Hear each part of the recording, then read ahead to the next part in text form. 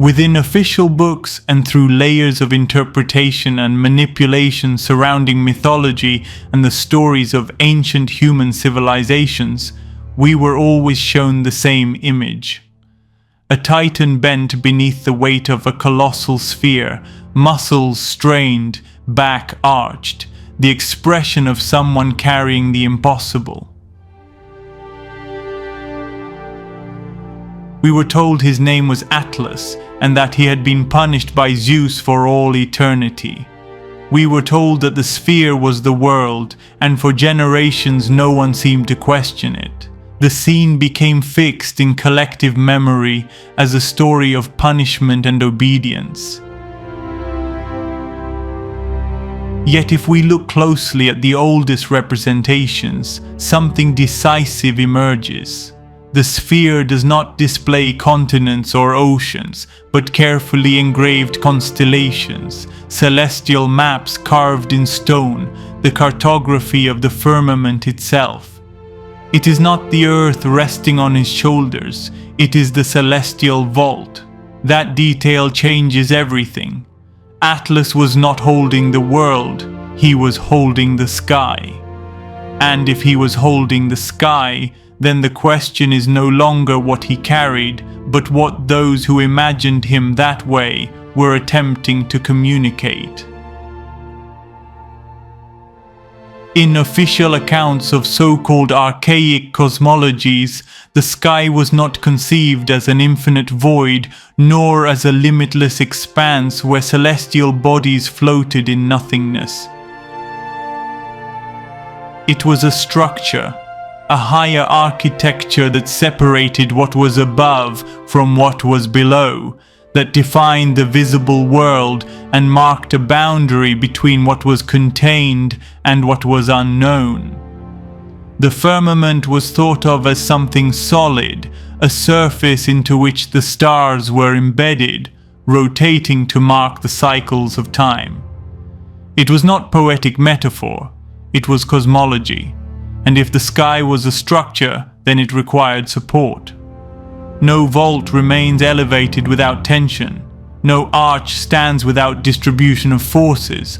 No architecture survives without equilibrium. In that context, Atlas ceases to be merely a punished character and begins to appear as the personification of a structural function, the tension that keeps the layers of the world apart. In ancient Greek thought, the Titans were not individuals in the modern sense. They were primordial forces, principles turned into figures so they could be narrated. Time became Chronos, memory became Mnemosyne, the primordial ocean became Oceanus. Atlas may have been the human translation of that which holds the vault, the dome itself. But over time, the reading changed. What may have once been an architectural symbol was reinterpreted as a moral story.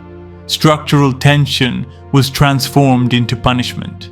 Function became condemnation.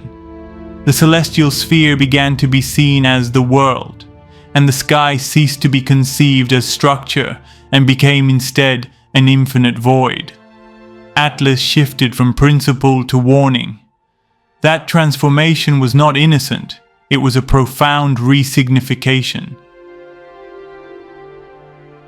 The image began telling a different story, one in which the Titan no longer represents equilibrium, but guilt, no longer embodies architecture, but penance. And within that reinterpretation, a decisive element was installed, suffering. The gesture of exhaustion, the dramatic inclination, the exaggerated tension of the body came to be read as evidence of eternal punishment.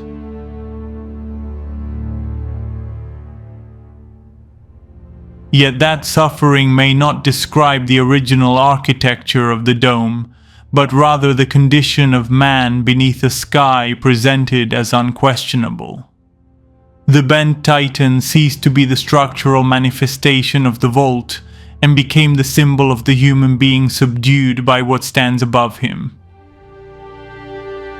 The image no longer teaches balance, it teaches weight. It no longer speaks of harmony, it speaks of burden. A sky manipulated and implanted through imposed images, reinforcing immensity and positioning the human being as something small and forgotten among countless stars. If one observes the statue without automatically accepting the imposed narrative, the figure reveals that symbolic manipulation. The tension of his muscles, the inclination of his body, the drama of his effort do not necessarily indicate divine punishment. They may be the visual pedagogy of a narrative that needed to portray the sky as oppression. The Titan does not merely hold the vault. He holds the idea that the sky weighs, that what is above dominates, that what stands overhead is beyond question. Suffering becomes the message. If Atlas is the anthropomorphized representation of the dome, then his body is not carrying something external to itself, but manifesting the very structure it symbolizes. Yet by installing pain as the core of the myth, the narrative transformed structural tension into human drama. The arched back ceased to be form and became suffering. The inclination ceased to be equilibrium and became defeat. The sphere ceased to be architecture and became imposed burden. The dome shifted from sustained balance to crushing sky. Yet the myth preserves a deeper truth. If the tension disappears, the vault collapses. That is the essence beneath the story. It can be read as punishment or as structural principle. It can be understood as eternal condemnation or as representation of permanent equilibrium. To look at Atlas from this perspective is not to claim that he was literally a structure, but to recognize that the image may have originated as a symbolic explanation of a sky conceived as tangible architecture, and that over time it was reinterpreted to convey another lesson. Atlas remains inclined in stone, but the question changes. Is he an eternally condemned being, or the petrified memory of a vault transformed into burden for man? Perhaps both layers coexist in the figure.